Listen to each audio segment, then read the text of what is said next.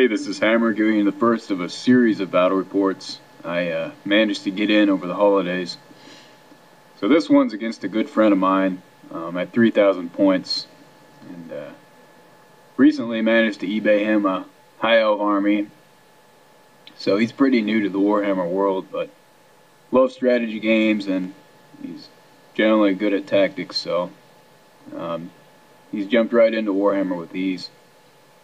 So we're going to be allied together in a 6K mega battle against ogres and another high elf army. So in this game we decided to just take the armies we're going to take to the mega battle and put them against each other, just to kind of familiarize with our list. So with my list here, I took more knights than I've ever taken before.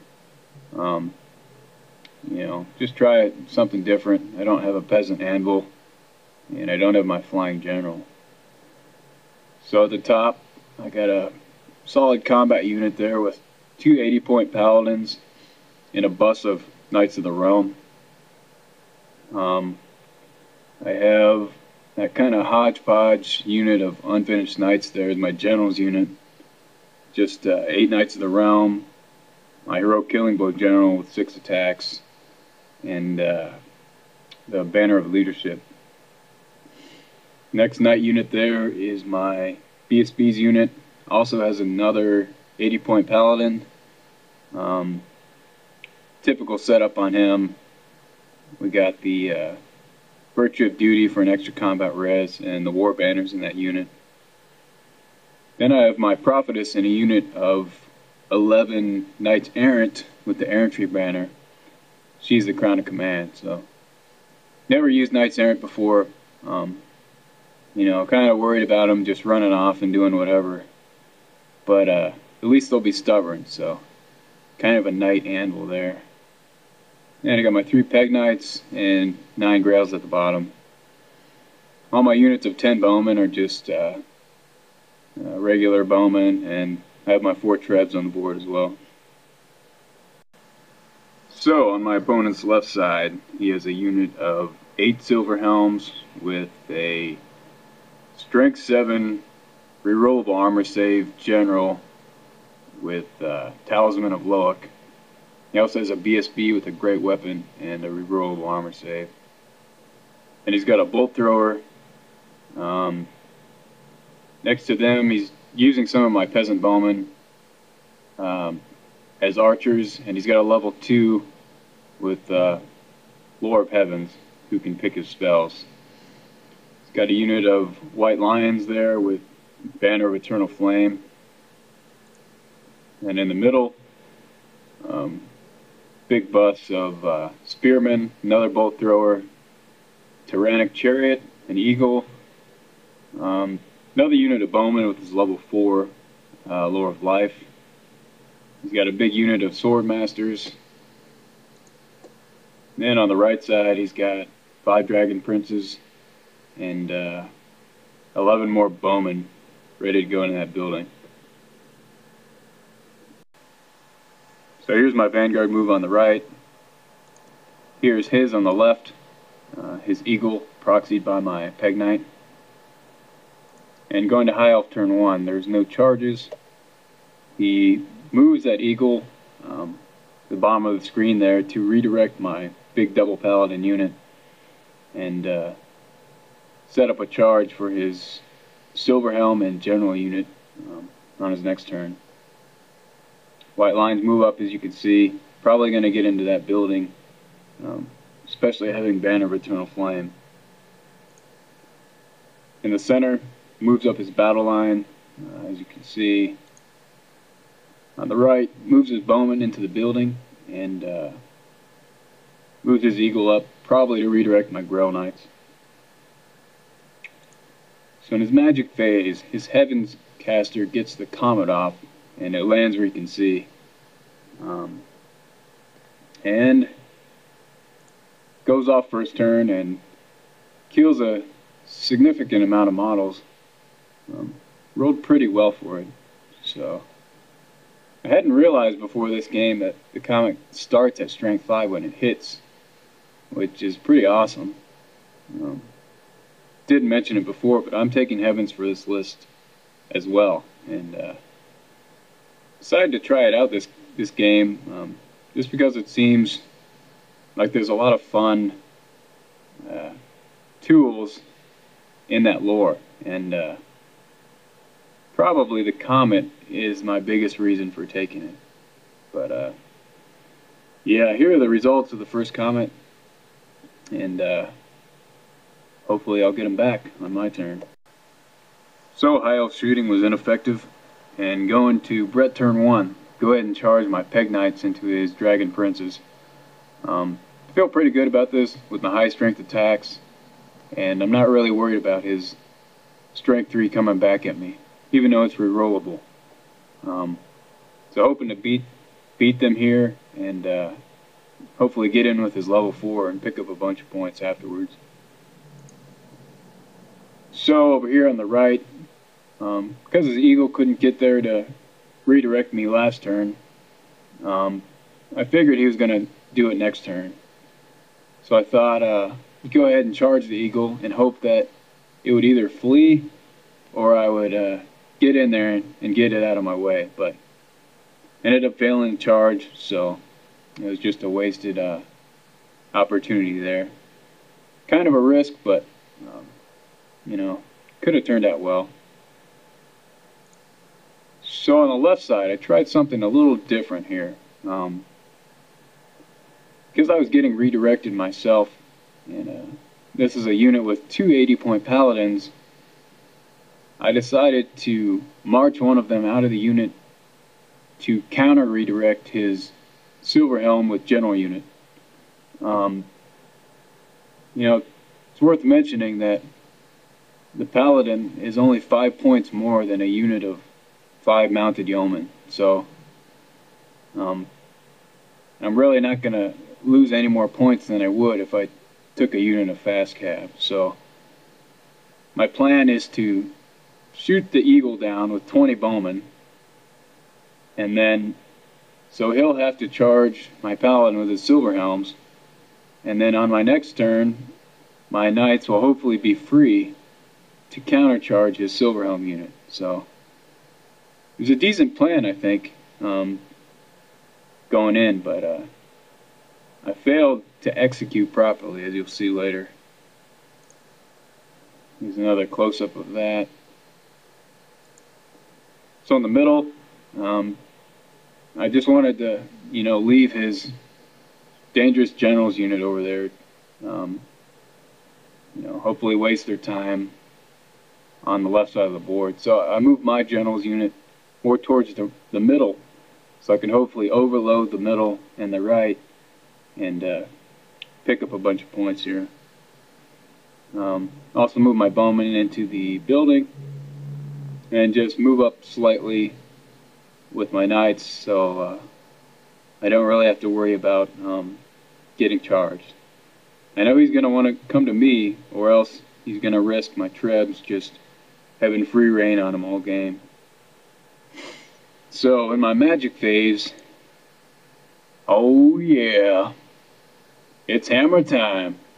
I got the comet off myself, very excited about it, and it drops, and I take down a chariot, some sword masters, and a couple spears. So very excited to get that spell off for the first time, and definitely look forward to its offensive and even defensive uses in the future. So my shooting phase, my 20 bowmen do 1 wound on the eagle, so my plan goes to hell. But yeah, that's how it goes. And my trebs did absolutely nothing on this turn, and in fact the whole game. I think they killed 2 silver helms, that's all they did, and 3 of them misfired in 1 turn. So yeah, they're not even worth mentioning the rest of the game. Close combat here. Pegs did well, took down 3 dragon princes, but surprisingly lost 1 in return, and unfortunately the princes held. So should still be able to grind it out with them next turn, but yeah, we'll see. Really wanted to win that this turn and get into his level 4. So before going into High Elf turn 2, I want to take you back to this picture to show you the critical mistake I made.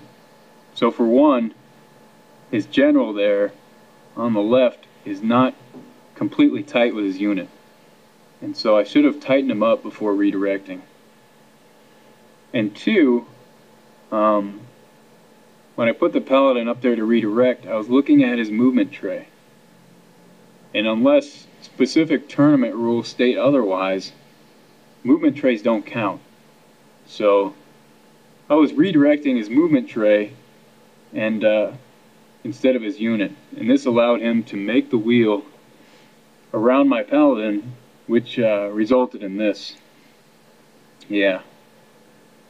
So just minor details that can make a big difference when it comes to redirecting. I've never used fast cab before. This is one of the first games that I've even attempted to redirect something. So it's a very powerful tool to use, but keep the details in mind in order to make sure this doesn't happen. So his eagle charged into my treb as well, and so if I had successfully redirected, either his eagle would have cleared out, allowing me to get the charge on my next turn, or he would have stayed, allowing my another treb to be saved. So yeah, one minor mistake can make a big difference. In the middle here, moves up as you can see, and he charges his white lions into my archers, who are clearly screwed there. Magic was largely insignificant. His level 2 miscast is the first time he did Comet, and then his level 4 really didn't get anything off. I think I dispelled it all. In his shooting, picked on the remainder of the bowman to try to pick up those points, but I have one remaining. So the first close combat, my pegs clean up the dragon princes and reform towards his level 4's bowman unit there. So clearly in the house, my bowmen get kicked out. Actually, thinking back on it, I didn't play this right. I had forgotten that units in buildings are stubborn, so they could have taken a break test on leadership 10 and left those lions sitting outside that building, which would have been important, as you'll see later in the course of the game. So surprisingly, my Knight of the Realm unit whooped up on the Silver Helms just with strength 3 attacks. Well, I still have a paladin there with 3 strength 4 attacks, but still, getting charged and taking out, what did I kill? 5 Silver Helms with strength 3 attacks is pretty impressive, to say the least. And so they stuck around, which is great. So apparently I only have 2 pictures of Brett turn 2. I don't know why, but so here on the left, his eagle had cleared out my treb last turn, and I swift reformed my general's unit to come over and help with this his general's unit. I guess my thinking at the time was, a lot of points there. If I can take down his general in BSB, I'll be sitting pretty good over here, but it's really just a foolish mistake, especially given the fact that his general has Talisman of Loic. He's probably going to challenge my general, and that eagle is there, clearly ready to redirect my general's unit from getting a full flank charge. So, not really a good idea. I think I just got greedy there. So the second picture of Brett turn 2, I had charged my peg knights into the side of his Level 4 bowman unit there. Killed several bowmen, but they held, unfortunately. And my BSB's unit, with an additional paladin, charged the remainder of his sword masters and killed them. And they reformed, as you can see, just out of the charge arc of those spearmen. And let's see, other than that, my Grail Knights marched up because his eagle had flown over them to get into my treb. So on Elves turn 3, he redirects my General's unit as expected. In the middle here, his lines come out of the house. He goes ahead and marches his spear unit right in the face of my BSB's unit. So definitely a wise move. I had positioned my BSB's unit out of his charge arc such that I could still see his level 4's unit and make that charge if I wanted it. But now that he's in my face, I pretty much have to charge him. So I'm going to be stuck there with a big tar pit unit. So wise move on the Elves' part. See, after close combat here, surprisingly, my remaining Knights of the Realm hold on for dear life. And here at the bottom right, the eagle cleans up another treb. So, I don't think I have a single picture of Brett turn 3, but basically what happened was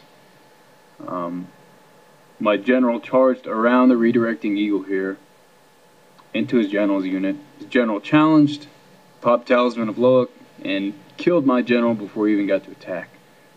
Then they killed the remainder of the Knights of the Realm unit, I think, and I believe this is High Elf. This picture is showing High Elf turn 4.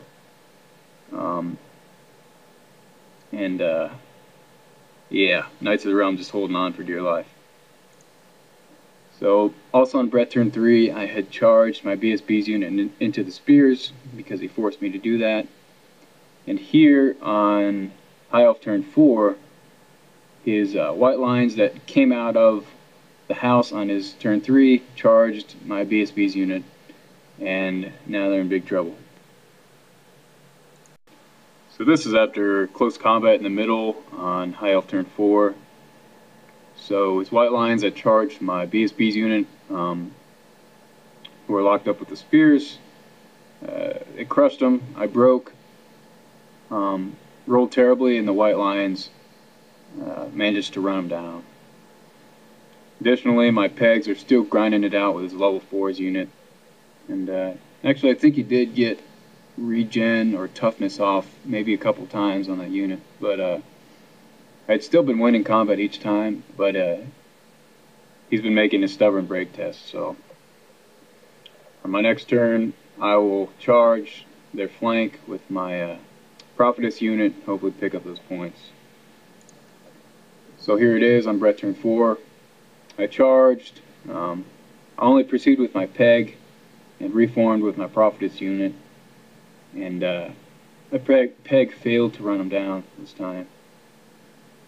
So I also charged my Grails into the flank of the White Lions. Killed 7. Should have killed more than that, I think. But yeah, so they stuck around and reformed to face me, as you can see. And at this point, I decided to concede. One, because it was really late and we had to get up for the mega battle the next day. And two, I had just lost too many points. I lost my BSB and Paladin unit, my other deep double Paladin unit, my General's unit, bunch of trebs, so it's definitely too far behind in points. We rolled off to see whether the spears got in, and they did, so my Grails weren't going to be able to grind it out.